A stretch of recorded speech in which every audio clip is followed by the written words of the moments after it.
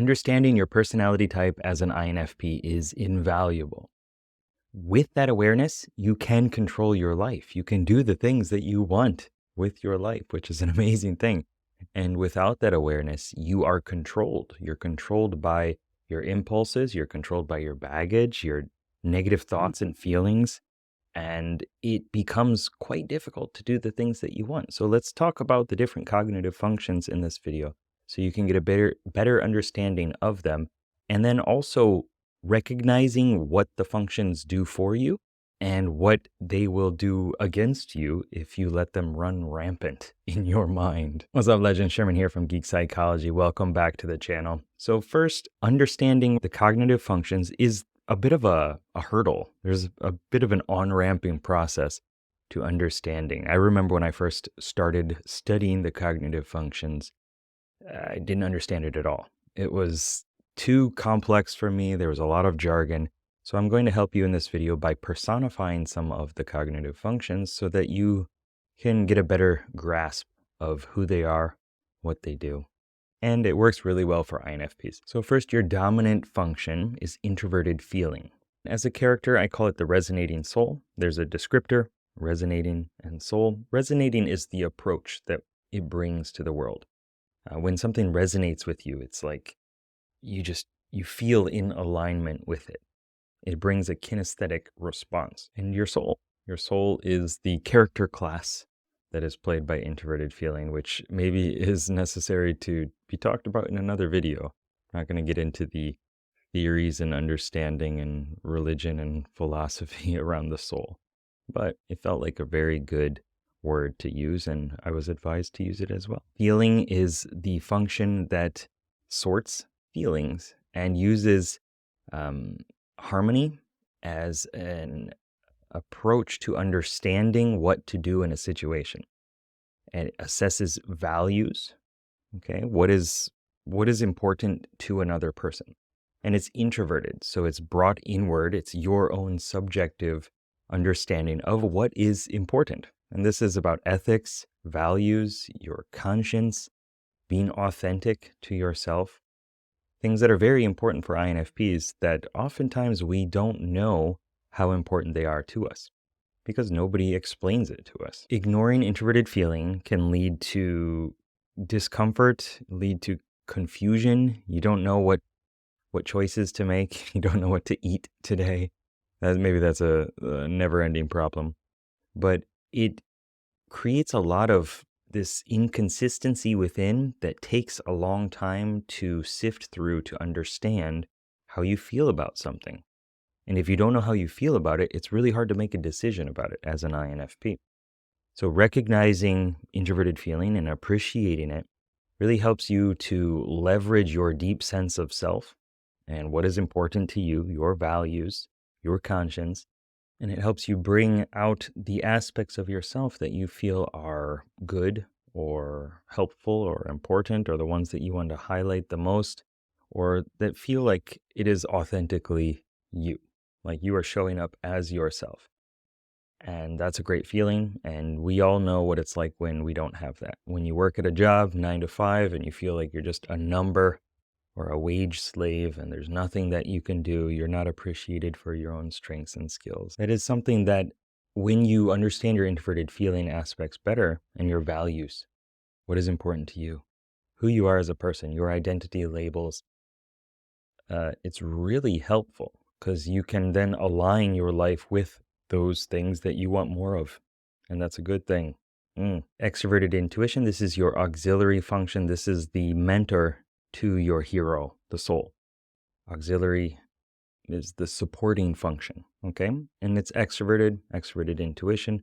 So what that means is intuition is a way of gathering information, of understanding about the world, and it's through intuition. It's through connecting the dots and understanding that connection between those things. It springboards off of the sensory details and says, what is this? What could this be? Where could this be going? What if I did this? And it's extroverted, so it's connected to the things outside. And in a better way of looking at that, like you can take something, this is a D10 die. And this could be something else. It's extrapolating from this thing and thinking of the different possible uses for it, the different potentials of it, the different possibilities. Okay, it could be something that I could eat it. I could end myself right now. That would not be good. I could throw it. I could, it kind of reminds me of like Clarissa Explains It All. Wow, that's really dating me. An old TV show, and like the boy would come over to the window and like throw rocks at the window, and she would open up the window. Maybe he's throwing D10s. That would have been a way better story. So, extroverted intuition is about curiosity, innovation, possibilities. It's the innovating explorer. So, it wants to innovate, it wants to take things, put them together, and see what could become. And it's also exploring different possibilities. It's an artificer. It's like a tinkerer, getting things and putting them together and seeing what could be. A lot of times we feel overwhelmed by the different paths, the different possibilities that we could take. And part of that is thanks to this function, because we see so many different potential opportunities and chances and different ways that life could unfold in infinite ways. Recognizing that this function is an important aspect of our lives and it is a mentor to us, it's the one that teaches us about the outer world and what we could do and should do and what we could become. When we start to leverage this as an INFP, we become more able to cope, more aware, and more able to acclimate and deal with anything that comes our way. And when we have that sense of self and like, I know I can handle this, and actually it could be fun. It could teach me something new about myself. Maybe I'm going to fail miserably or magnificently, and I will learn something new about myself, about the world, and then the next time things will be better. So it really teaches you a lot. And it can become difficult because if you don't have the introverted feeling, the soul dialed down, and you don't know what's really important to you, and then you see all these different options and possibilities, how can you make a decision? It becomes very difficult because you don't know what you want, and then you're being presented with all these different options. So focus on the hero, focus on your soul, and then bring in extroverted intuition to get you outside of your comfort zone, to get you to stretch your boundaries and define more of who you are as a person and who you want to become. Next, your tertiary function, introverted sensing, the stabilizing guardian. This is about your physical comfort. It's about consistency, familiarity, looking into your past captured sensory experiences and learning from them. The issue that comes up a lot of times with INFPs is that we look to our past experiences for reasons why we are not good, reasons why we fail. And everybody does this, but we tend to overly do it because introverted sensing is a rookie. It's a newbie character within our psyche, within our fellowship, our questing party of characters. It's just not leveled up high enough. It wants to do the right thing. It wants to be good. It wants to hang with the soul. But the problem is it's just not really well equipped to do that. You might feel like you're really good at it, but if you hang around with an introverted sensor, like an ISFJ, an ESTJ, you'll notice that it's quite different. It's a different level of being able to wield it. Another issue that comes with introverted sensing in this slot, as this position within our psyche, is that we have this on-off relationship with routines and habits. Like we want to do them, but also we want to break them in every way possible. And we're just like, if I could just kind of, wake up at a decent time and brush my teeth every day and take care of my health and drink enough water, look over my taxes and bills, then things would be better. But I don't want to. I want to be spontaneous. I want to have the freedom to do whatever I want. And that kind of on-off relationship is an issue. But when you can build more rapport with this character and develop your introverted sensing and have a better relationship with it, then you can look through your past experiences with more intention, looking for the positive learnings, looking for gratitude, finding gratitude within your past and your daily experiences, and then implementing those into your day-to-day and taking the important lessons from the past, putting them today, and then expanding and doing that for the rest of your life is how you constantly course correct and arrive where you want to be. Of course, there are different elements, right? But that is one of the key things that I've learned through my life, is that it's really important to appreciate where you've come from and to use it, and not to do the same thing over and over again and again and again, looking for a different result. But remember, building rapport with the guardian should come after the explorer, after your auxiliary function. You want to stretch yourself first before you shrink. So if you're not doing that, then you're going to constantly be in your hobbit hole, in your bunker, and you're not going to go out there and get experiences that are going to teach you more about who you are as a person, what you like, what you don't like, who you want to become, who you don't want to become. So get experiences first. Go do stuff out there in the scary outer world, and then you have a wider net that you can look through and find the gems, the nuggets, the gold pieces. And last, your inferior or aspirational function, extroverted thinking. I call this the strategizing guardian. This is about strategy. It's about efficiency, effectiveness, organization, scheduling, delegating tasks. Many of the things that I said probably made you cringe a little bit. And that's because this is our inferior function. It's something that we have an inferiority complex around and we don't feel comfortable with. And also we project a lot of baggage and negativity onto ourselves and other people and the CEOs of the world that are just, they're cold, they're cruel, evil people. They don't care about the individuals. And the system is the problem. And in many ways it is, I understand.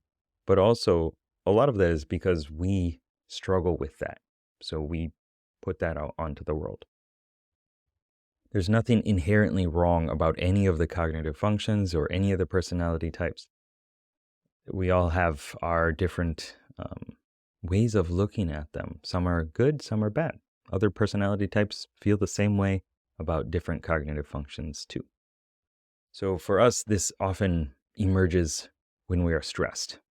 When we get really stressed and we can't do the soul stuff, we can't do what resonates with us, well, then the commander shows up. And the commander does it the commander's way. And they'll usually do it through diving or driving straight forward, crashing through the walls and making a mess out of things. Or just like really micromanaging everything. And that's not a great place to be. And that's not a place that INFPs usually go to, but it does happen when we get really stressed out. When you can wield this cognitive function better, when you have better intrapersonal rapport with the commander, you can intentionally find ways to de-stress. You know that if you organize things a little bit better around your house, you will feel better because the commander doesn't want to burst out. The commander is satiated. They're fine for now.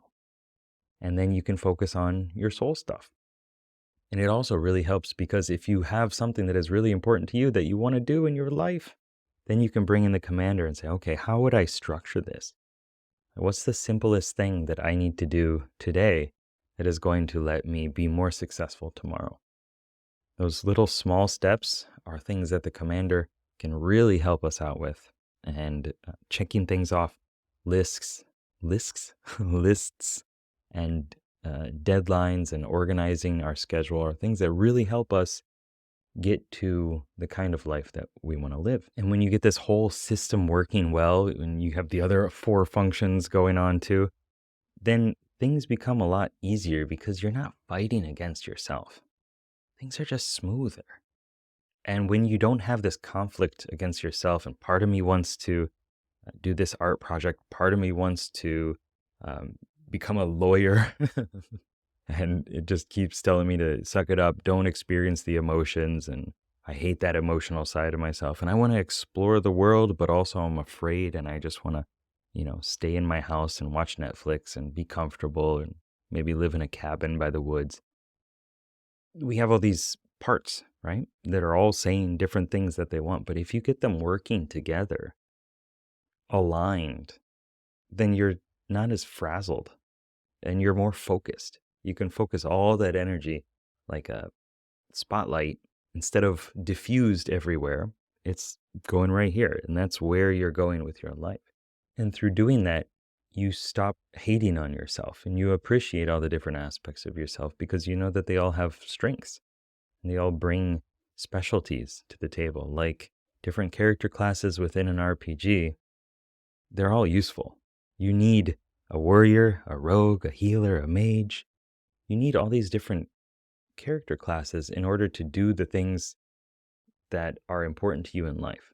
And if you're only using one character class, only using one aspect of yourself, because the other ones are not leveled up enough, or you hate them, then it becomes really difficult.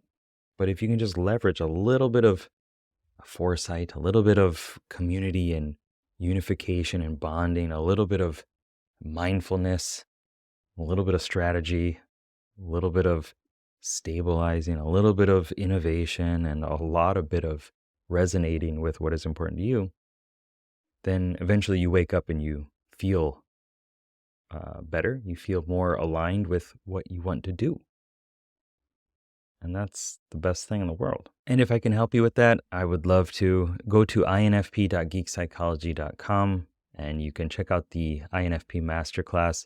If you're ready for it, please enroll. It's a class that goes into deeper depth about all these different cognitive functions as different characters, as well as a little bit of the technical aspects of it.